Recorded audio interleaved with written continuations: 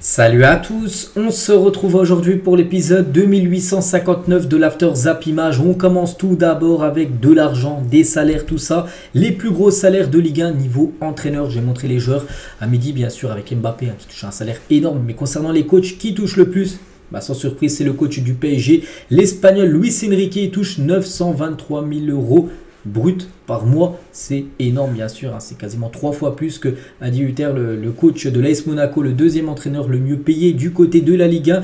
Vieira du côté de Strasbourg touche 220 000 euros brut par mois. On peut voir, je sais pas, tiens, Jean-Luc Gasset 150 000 euros par mois. Du côté de l'OM, Pierre Sage seulement 80, enfin seulement c'est déjà pas mal, mais bon si on compare avec Luis Enrique c'est quasiment 12 fois moins tout simplement que l'entraîneur du PSG. Et sinon de la 10e place jusqu'à la 18e place où le coach de Toulouse qui est le coach qui touche le moins d'argent, 20 000 euros. Il touche, bon, ça reste bien sûr une somme énorme, mais voilà, si on compare avec les autres, c'est celui qui touche le moins d'argent en tant qu'entraîneur. Donc voilà, concernant les coachs du côté de la Ligue 1. Et pour revenir sur les joueurs, donc voilà, quelques photos que je n'ai pas montrées, tiens, sur ma chaîne principale. Bon, on savait que Ben Yedder touchait beaucoup d'argent, mais du côté de Monaco, qui touche également beaucoup d'argent, Golovin, ou même Zakaria, c'est 300 000 euros brut par mois en salaire qui touche. Thilo Kehrer, tiens, c'est quasiment 290 000 euros en salaire, c'est énorme. Donc salaire moyen brut, c'est 155 000 euros. Du côté de l'AS Monaco, du côté de Marseille, c'est Aubameyang devant Kondogbia, Verretou, Correa, Ismail Assar, les joueurs les mieux payés. Du côté de Lyon, c'est Lacazette et Matic, les deux sont à 500 000 euros. Puis après, on retrouve Tolisso et Lovren à 400 000 euros. Tiens, Benrahma, les gars, qui avait quitté l'équipe de West Ham pour arriver du côté de Lyon, il a négocié un très gros salaire, 350 000 euros par mois. Du côté du Stade Rennais, donc là il y a pas mal de, enfin il y a 3 joueurs qui sont à 2, puis 4 joueurs qui sont à 5, enfin 5e position parce qu'ils ont tous quasiment le même salaire, mais c'est bien Martin Terry qui touche le plus gros salaire, 240 000 euros du côté du Stade Rennais. Du côté de Nice, c'est Gaëtan Laborde avec ses 300 000 euros, le joueur le mieux payé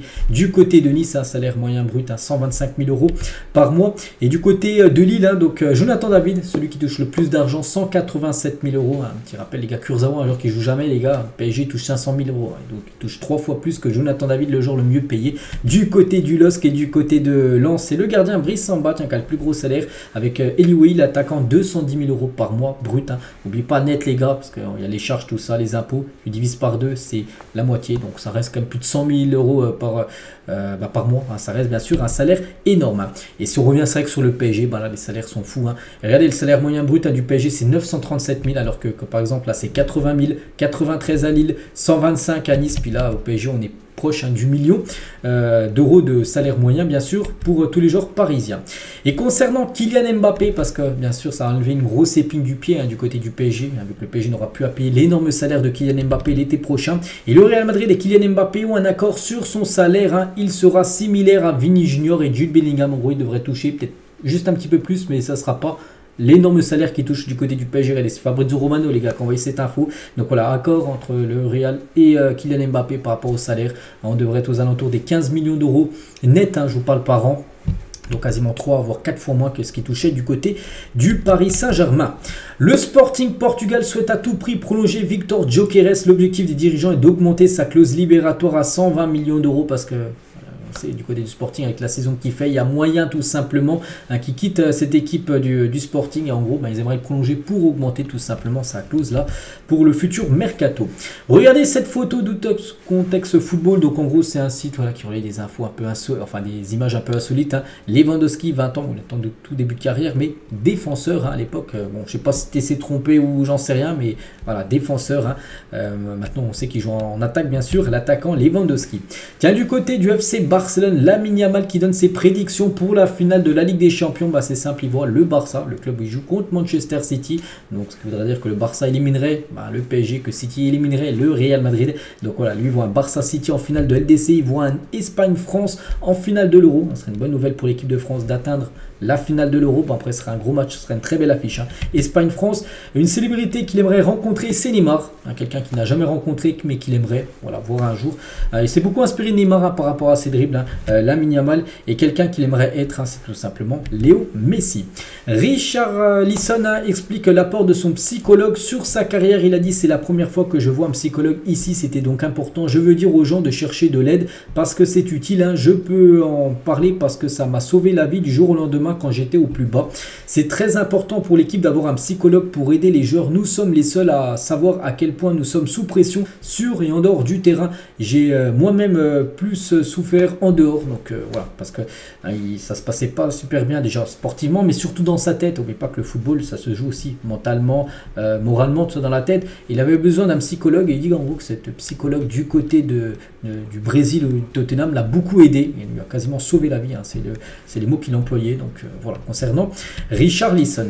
Concernant Franck Ribéry, aurait décliné la proposition d'intégrer le staff de la Salernitana comme adjoint de Stefano Colantuono, qui est le coach de cette équipe. Donc en gros, la Salernitana voulait qu'en gros il soit l'adjoint tout simplement du coach numéro 1 de la Salernitana. Donc il a refusé Ribéry. Il préférait rester à Munich avec sa famille et peut-être prendre une équipe de jeunes du Bayern Munich. Voilà, ces projets, n'oubliez pas qu'il passe actuellement ses diplômes d'entraîneur. Tiens, toujours du côté du Bayern, hein. Bon, même si Ribéry ne joue plus, mais bon, il a joué à l'époque, hein, légende, hein. Mais actuellement il y a Davids, hein. Et le Bayern Munich a encore de bonnes chances de prolonger Alphonso Davids parce que lui, on ne sait toujours pas ce qu'il va faire. Est-ce qu'il va quitter le Bayern, est-ce qu'il va rester? N'oubliez pas qu'il est en fin de contrat, 30 juin 2025, donc l'année prochaine. Donc voilà, pour le Bayern, enfin d'après ce journaliste, en gros, il y a des chances encore qu'il prolonge. Bon, ça m'étonnerait, hein. Moi je le vois arriver du côté du Real Madrid l'été prochain. Bubista, le sélectionneur du Cap-Vert, fixe l'objectif après la belle campagne de la Coupe d'Afrique des Nations du Cap-Vert. Il a dit: on a gagné le respect en Afrique, désormais nous devons le gagner dans le monde et pour cela nous devons tout faire pour se qualifier à la Coupe du Monde 2026. En plus il y aura plus d'équipes, hein. Je crois qu'avant il y avait seulement 5 équipes africaines qualifiées. Par exemple pour la dernière Coupe du Monde au Qatar, il y a 5 équipes africaines, donc là ça passe à 8. Vu qu'il y aura plus d'équipes, on va passer à je ne sais plus combien d'équipes, 48 je crois pour la future Coupe du Monde. Donc voilà, en gros l'objectif tout simplement c'est de se qualifier pour cette future compétition.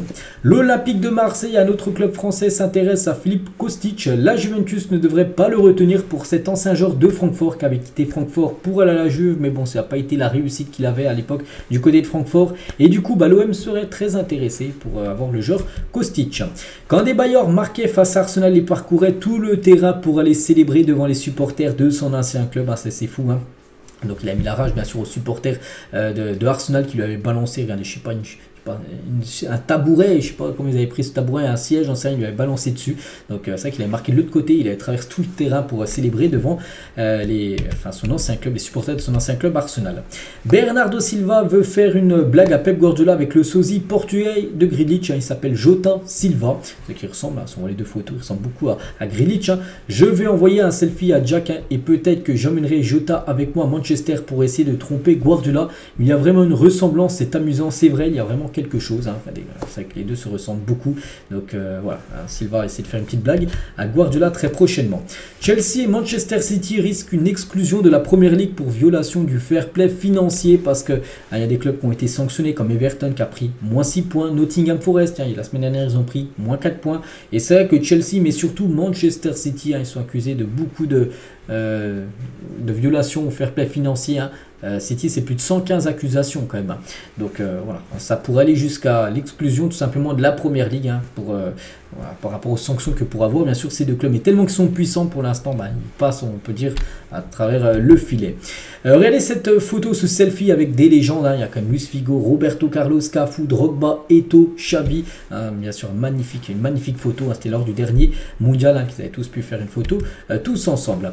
Cancelo a affirmé que Cristiano Ronaldo a dépassé son pic et que le Portugal ne dépend désormais plus de lui, hein, certainement. Donc il a dit c'est un joueur important, il a passé 15 ans à concourir avec Messi pour le Ballon d'Or, mais le sommet de la carrière d'un footballeur se situe entre l'âge de 25 à 32 ans. C'est un joueur important pour nous, mais l'équipe nationale ne dépend pas entièrement de lui. On a énormément de joueurs talentueux dans l'équipe, hein.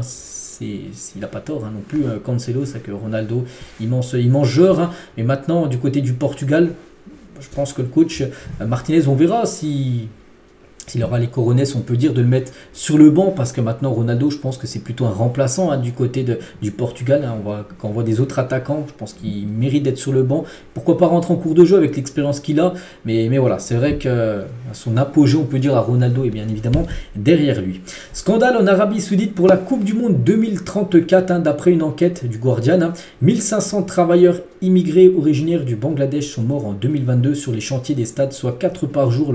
Leur moyenne d'âge était de 44 ans. C'est fou, hein. D'après les autorités saoudiennes, 3/4 des décès sont déclarés comme naturels, ce qui alerte les organisations de défense des droits de l'homme, hein. Plus de 13 000 Bangladais sont morts sur les chantiers depuis 2008, hein, pour construire en gros les stades pour cette Coupe du Monde qui pourra avoir lieu en 2034. Bon, ça serait dans 10 ans en Arabie Saoudite, parce que l'Arabie Saoudite aimerait organiser cette compétition, donc ils construisent des stades en vue de cette Coupe du Monde. Donc voilà ce qui se passe, les gars. Ça avait déjà été le cas, on se souvient, le gros souci avec les constructions des stades au Qatar, avec beaucoup de personnes qui sont décédées. Bah, c'est à peu près la même chose, hein, du côté 4 par jour, hein, quand même. C'est fou, hein, donc voilà ce qu'on peut dire. Bref, on continue, on va parler de Rudiger et Haaland. Ça sera le duel lors du match City-Real Madrid. Souvenez-vous, hein, la saison dernière, quand les deux s'étaient affrontés, les gars, Haaland, il n'avait pas vu le jour lors des surtout le match aller, hein, parce que Rudiger, regardez, hein, il était collé à lui tout au long du match. Bon, le match retour avait été compliqué parce que pour le Real, hein, ils avaient perdu 4-0 à City. Et le match aller, bien sûr, ils avaient fait un gros match. Et surtout Rudiger qui avait rien laissé tout simplement à Erling Haaland. Donc on a hâte de revoir ce duel là dans quelques jours, hein, pour ce quart de finale de Champions League. Regardez l'équipe Team of the Week numéro 27 par rapport aux joueurs boostés, par rapport à la grosse performance. Le week-end dernier, par exemple, c'est un Lewandowski qui a été un buteur contre l'Atlético, buteur et passeur D. Fede Valverde, 3 passes D, les gars, c'était Osasuna samedi dernier. Vitinha contre Montpellier, 1 but, 2 passes D, les dedans. Il y a aussi Zapata, il y a aussi tous ces joueurs, les gars, qui sont parmi, bien sûr, les meilleurs joueurs de du dernier week-end dans les gros championnats en Europe. Toujours, tiens, avec les gros championnats en Europe, regardez, je vais montrer il y a quelques jours les meilleurs buteurs, mais cette fois-ci les meilleurs passeurs. Et en Bundesliga, donc Leroy Sané, Alex Grimaldo sont les deux meilleurs passeurs, 11 passes D pour les deux.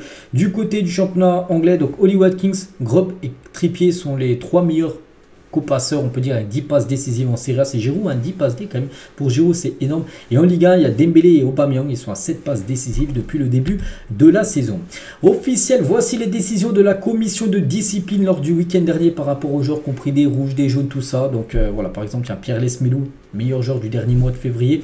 Donc un match de suspension ferme, hein, pour accumulation de carton jaune. Donc le prochain match, Lesmelou ne sera pas là. Et on peut voir les joueurs là qui ont pris 1-2 matchs, hein, de suspension par rapport à des rouges qu'ils ont pu prendre le week-end dernier. Laporte, donc Aymeric Laporte, ancien défenseur de City, il a dit à Guardiola, dit souvent: si quelqu'un ne veut pas être ici, qu'il le dise, et bonne chance, hein, c'est ce qu'il dit habituellement pour plusieurs joueurs. Ce n'était pas comme ça, mais je ne vais pas m'étendre sur ce genre de choses, hein. J'ai décidé de partir et j'ai pu partir, hein, c'est tout ce qu'il y a à dire. Donc on peut voir en gros que la relation qu'il avait avec Guardiola n'était pas super bonne, hein, entre bien sûr le défenseur espagnol maintenant bien sûr et Pep Guardiola. Philippe Diallo, il a dit: on fera du porte-à-porte avec les clubs étrangers une fois que la liste de Thierry Henry sera affinée. On veut leur expliquer que les joueurs ont envie de vivre le rêve olympique au-delà des contingences du calendrier, hein, parce que vous savez que par exemple Mbappé, je sais pas, je prends un exemple avec lui, aimerait disputer les JO, mais certainement son futur club, le Real, va certainement refuser. Donc en gros, Philippe Diallo, il dit qu'il ira voir les clubs, peut-être le Real Madrid, pour essayer de négocier avec cette équipe pour que Mbappé ou Kamavinga ou Tchouaméni, hein, peu importe, puisse disputer tout simplement ces Jeux Olympiques. Mais bon, ça sent très mauvais bien sûr pour la FFF. Luis Diaz est la priorité du Paris Saint-Germain. Le contact est établi entre son agent et Antero Henrique. Les deux hommes s'apprécient parce que du côté du PSG, on prépare l'après Kylian Mbappé. Et Luis Diaz est tout simplement la priorité, hein, du PSG. Voilà, pour remplacer Kylian Mbappé. Après, c'est un joueur, hein, qui a quand même une grosse valeur marchande, hein, c'est au moins minimum 130 millions d'euros. Est-ce que le PSG va vouloir débourser autant d'argent pour Luis Diaz? On verra. Samir Nasri n'est pas prêt à se réconcilier avec Raymond Domenech, hein. Il ment comme il respire, hein. Je peux rajouter que c'était en 2008. Je sortais d'une saison où j'avais eu la méningite, hein. Je n'avais pas été performant tout le long de la saison. J'étais donc dans l'incertitude de faire partie des 7 qui partaient. Donc j'étais dans ma chambre. Il y a quelqu'un qui est venu taper à ma chambre pour me faire croire que quelqu'un arrivait, mais je ne lui en veux pas à lui de colpoter voilà, ces rumeurs, hein. Bref, je ne sais pas pourquoi il a fait ça. Peut-être parce que je l'ai dézingué pendant des années en interview, hein. Je ne l'aime pas, le saluer si je le vois, non. Voilà, donc en gros, il ne peut pas blairer tout simplement Raymond Domenech, qui ne voulait pas l'appeler à l'époque, hein, du côté de l'équipe de France. Et tiens, en parlant de l'équipe de France, le pourcentage de victoire à la tête de l'équipe de France, mais pas, c'est Jacques Santini, toujours celui qui a le plus gros pourcentage. Bon, après, il n'a pas dirigé énormément de matchs, mais voilà, c'était quand même 79% de matchs gagnés quand il était entraîneur des Bleus. que ce soit match amicaux, que ce soit match officiel, peu importe. Hein. Deschamps 65, après il y a Jacquet, il y a Gilles Lemaire 64 et Laurent Blanc 59%. Il y a 12 ans, jour pour jour, Léo Messi devenait le meilleur buteur de l'histoire du Barça en marquant 226 buts à l'âge de seulement 24 ans. Aujourd'hui, il a pulvérisé le record du précédent meilleur buteur du Barça qui était César Rodriguez avec 226 buts inscrits au Barça. Donc Messi a fini avec 674 buts inscrits du côté du FC Barcelone. Un Suarez aussi très bien classé, 195. Donc n'empêche, hein, ce Messi en 2011-2012, c'était la version prime tout simplement de Léo Messi. Et quand lui, le Barça, les gars, décidait de corriger le Real Madrid, hein, il ne faisait pas semblant. Par exemple, tiens, un coup, il y avait eu un réel Barça 6-2 pour le Barça, c'était au Bernabeu. Une Manita 5-0, une victoire 5-1. Et tiens, c'était la saison dernière, je crois, une victoire 4-0 du Barça du côté du Real. N'oubliez pas que ce match est prévu dans un mois jour pour jour, on est le 21 mars. Le 21 avril prochain, il y aura le Real Madrid qui recevra le FC Barcelone. Aliou Cissé n'a perdu que 13 matchs depuis qu'il est sélectionneur du Sénégal depuis 2015. Hein. Ça fait quand même très peu, 13 matchs perdus en 8 ans. Et voilà, comme sur ces 13 défaites, il y a quand même 4 fois où il a perdu contre l'Algérie. Vraiment, l'Algérie, c'est la bête noire tout simplement du Sénégal. Et on finit avec, toujours avec une équipe africaine et le Maroc. Dans le cadre de la Coupe du Monde 2030, le Maroc souhaite construire le plus grand stade du monde. Pourquoi? Parce que l'enceinte serait située au nord de Casablanca et aurait une capacité de 115 000 places. Ce serait énorme. Même le Camp Nou, les gars, il y a 100 000 places. Donc là, il y aurait 15 000 places de plus. Donc voilà, parce que vous savez que le Maroc ainsi que le Portugal et l'Espagne pourraient co-organiser la Coupe du Monde 2030 et le Maroc aimerait tout simplement que la finale se dispute du côté du Maroc et c'est pour ça qu'il pourra avoir ce stade immense qui pourrait être construit du côté de Casablanca. Donc voilà les gars, tout ce qu'il y a à dire aujourd'hui. J'espère que ça vous a plu. On se retrouve, je sais pas si demain, peut-être début de semaine prochaine, certainement pour le prochain After Zap Image. Allez, je vous laisse, je vous souhaite une très bonne journée et à plus tard.